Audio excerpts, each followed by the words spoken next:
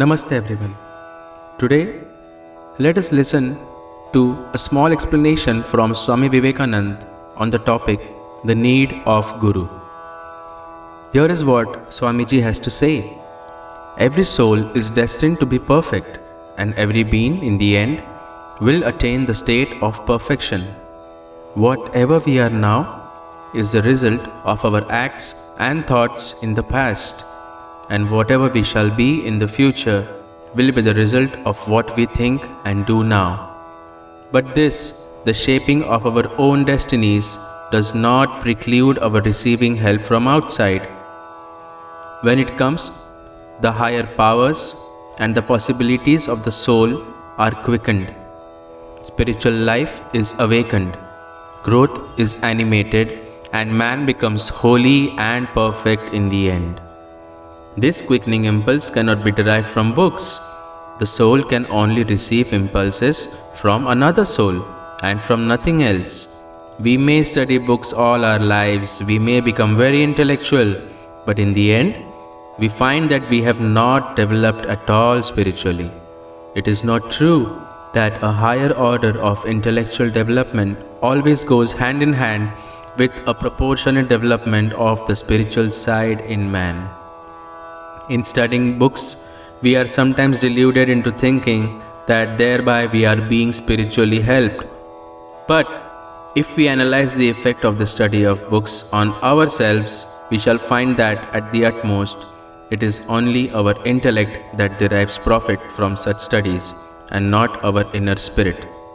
This inadequacy of books to quicken spiritual growth is the reason why almost every one of us can speak most wonderfully on spiritual matters. When it comes to action and the living of a truly spiritual life, we find ourselves so awfully deficient. To quicken the spirit, the impulse must come from another soul. The person from whose soul such impulse comes is called the Guru, the teacher, and the person to whose soul the impulse is conveyed is called the Shishya, the student. To convey such an impulse to any soul, in the first place, the soul from which it proceeds must possess the power of transmitting it, as it were, to another, and in the second place, the soul to which it is transmitted must be fit to receive it. The seed must be a living seed, and the field must be ready plowed. And when both these conditions are fulfilled, a wonderful growth of genuine religion takes place. The true preacher of religion has to be of wonderful capabilities, and clever shall his hearer be. And when both of these are really wonderful and extraordinary, then will a splendid spiritual awakening result, and not otherwise. Such alone are the real teachers, and such alone are also the real students, the real aspirants. All others are only playing with spirituality. They have just a little curiosity awakened, just a little intellectual aspiration kindled in them, but are merely standing on the outward fringe of the horizon of religion. There is no doubt some value even in that, as it may in course of time result in the awakening of a real thirst for religion. And it is a mysterious law of nature that as soon as the field is ready, the seed must and does come.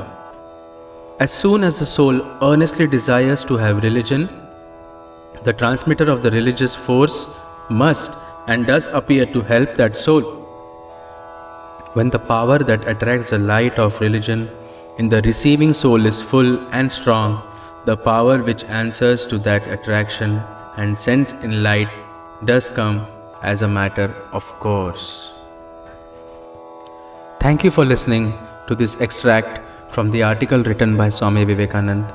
In the next podcast, we will have a greater look, a deeper look into what Swami Vivekanand has to say in the subject of spirituality.